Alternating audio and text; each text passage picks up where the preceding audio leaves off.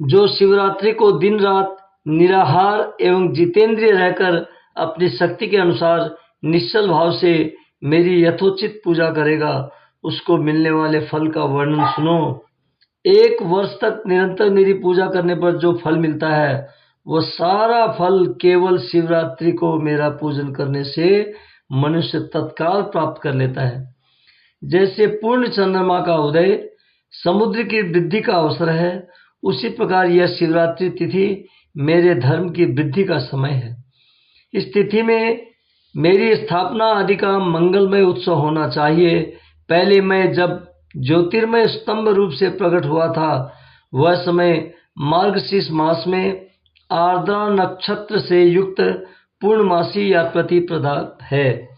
जो पुरुष मार्गशीर्ष मास में आर्द्रा नक्षत्र होने पर पार्वती सहित मेरा दर्शन करता है अथवा मेरी मूर्ति या लिंग की ही झांकी करता है, वह मेरे लिए कार्तिकेय से भी अधिक प्रिय है।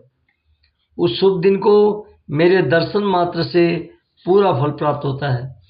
यदि दर्शन के साथ साथ मेरा पूजन भी किया जाए तो इतना अधिक फल प्राप्त होता है कि उसका वाणी द्वारा वर्णन नहीं हो सकता।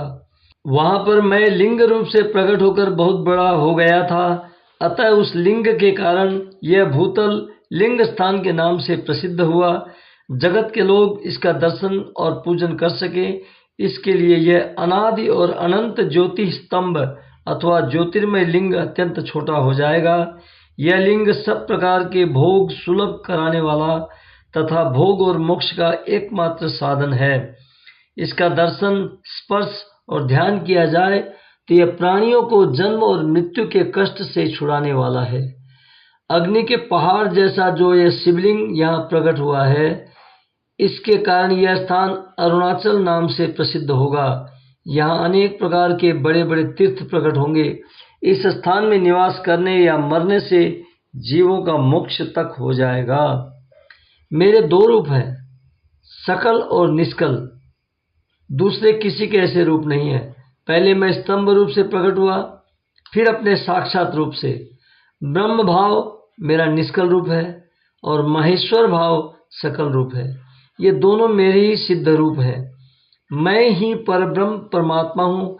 कला युक्त और अकल मेरी ही स्वरूप है। ब्रह्म रूप होने के कारण मैं ईश्वर भी हूँ। जीवों पर अनुग्रह आदि करना मेरा कार्य है। ब्रह्मा और केशव, मैं सबसे बृहत और जगत की वृद्धि करने वाला होने के कारण ब्रह्म कहलाता हूँ। सर्वत्र सम रूप से स्थित और व्यापक होने से मैं भी सबका आत्मा हूँ।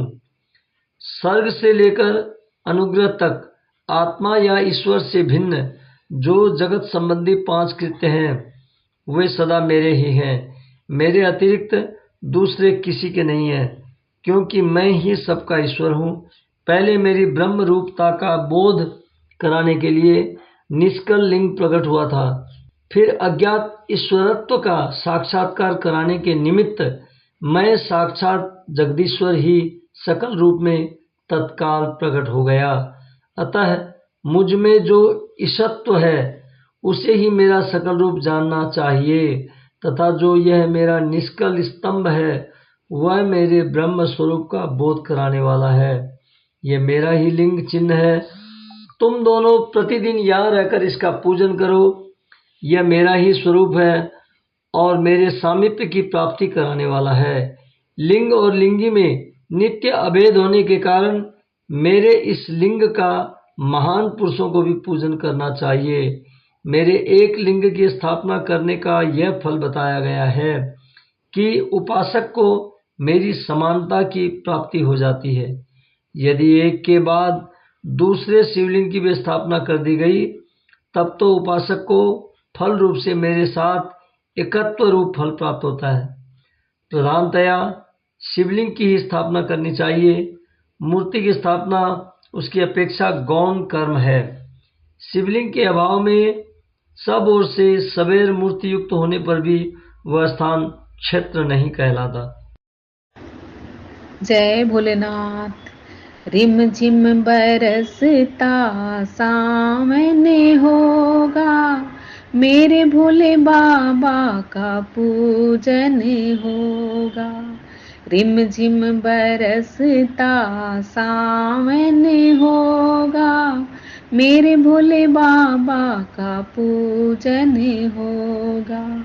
मेरे भोले बाबा को दूध से नहलाएंगे, मेरे भोले बाबा को दूध से नहलाएंगे।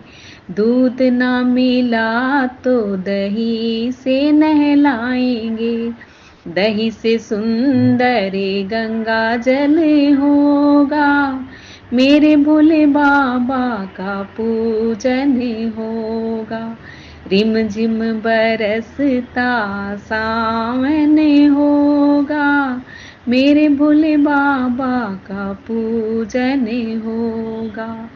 मेरे भोले बाबा को तिलक लगाएंगे, चंदन से नहीं हम केसर से लगाएंगे, केसर से सुंदर भस्मी होगा, मेरे भोले बाबा का पूजन होगा।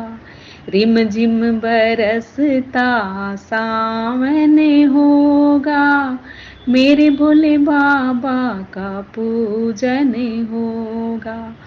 मेरे भोले बाबा को माला पहनाएंगे, फूलों की नहीं हमें मुंडों की पहनाएंगे, मुंडों से सुंदर सरेपों की होगी, मेरे भोले बाबा का पूजन होगा। रिम झिम बरसता सावन होगा, मेरे भोले बाबा का पूजन होगा।